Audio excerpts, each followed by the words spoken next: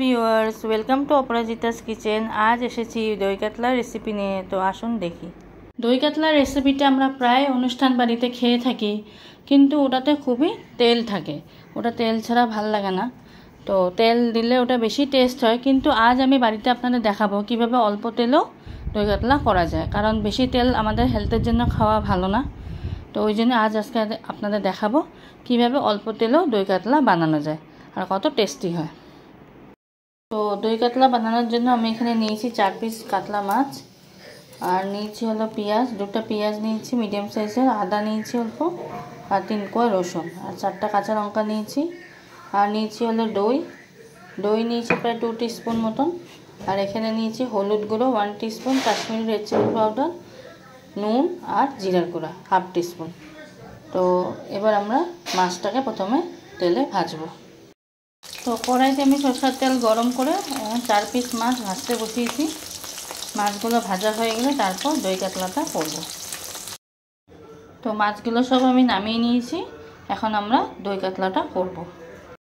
তো প্রথমেই আমি তেলে তেজপাতা দিলাম আর গোটা জিরা দিলাম। এটা ফুটে ওঠার পর তারপরে পেঁয়াজ, আদা, রসুন বাটা, যেটা আমি আপনাদের আগে দেখিয়েছিলাম কেটে রেখেছিলাম, ওটা পেস্ট একটা বানিয়ে নিয়েছি, ওটা এখন এর মধ্যে দিয়ে দেবো। তো তেলে আমি পেঁয়াজ, আদা, রসুন আর কাঁচা লঙ্কা পেস্ট করে দিয়ে দিয়েছি। এখন একটা একটা করে মশলা দেব। প্রথমেই দিলাম নুন, তারপরে দিলাম কাশ্মীরি রেড চিলি পাউডার, তারপরে দিলাম জিরার গুঁড়া, আর লাস্টে দেব হলুদ। এবার আমি মশলাটাকে ভাজবো ভালো করে মশলাটাকে ভেজে নেব। কিছুক্ষণ ভাজা হয়ে গেলে তারপর দইটা এর মধ্যে দিয়ে দেবো। মশলা থেকে তেলটা বেরিয়ে আসুক, তারপর আমরা দইটা এর মধ্যে দিয়ে দেবো। মশলাটা ভাজা প্রায় আমাদের হয়ে এসছে, দেখতেই পাচ্ছেন তেল ছেড়ে দিয়েছে। তো এবার টক দইটা এর মধ্যে আমি দিয়ে দেবো। টক দইটা দিয়ে আবার ভালো করে ভাজবো। তো ভালো করে কষানো হয়ে গেছে দইটা দেওয়ার পর, এরপর এর মধ্যে আমরা জল দিয়ে দেবো। জল দিয়ে মাছগুলো এর মধ্যে ছেড়ে দেবো। তো জল দিয়ে দিলাম, জল দিয়ে তারপর মাছগুলো এর মধ্যে ছেড়ে দেবো। তারপর মাছগুলো দেওয়ার পর ভালো করে ফুটতে দেবো। এটা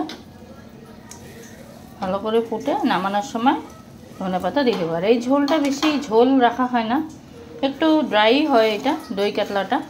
আর আপনারা যদি ভাবেন যে না একটু ঝোল রাখবেন, তাহলে ঝোল রাখতে পারেন, কিন্তু আমি এটা একটু মাখা মাখা করব। তো এবার আমি কমপ্লিট হয়ে যাওয়ার পর দেখাচ্ছি।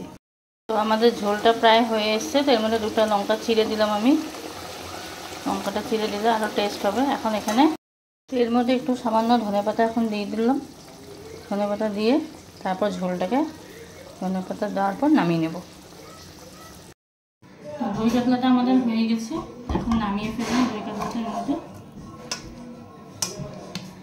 দেখতেই পাচ্ছেন আমাদের ঝোলটা বেশি পাতলা করিনি, একটু ড্রাই করেছি ঝোলটা। এখন এর মধ্যে দেবো হলো ধনেপাতা, গার্নিশ করে দেবো ধনেপাতা দিয়ে।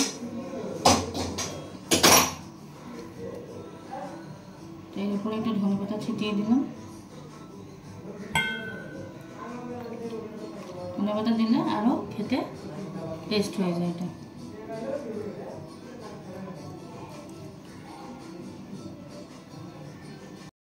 সো দই কাতলা আমাদের আজকে রেডি হয়ে গেছে। এটা যদি আপনি গরম ভাতের সাথে সার্ভ করে খান, দারুণ লাগবে খেতে।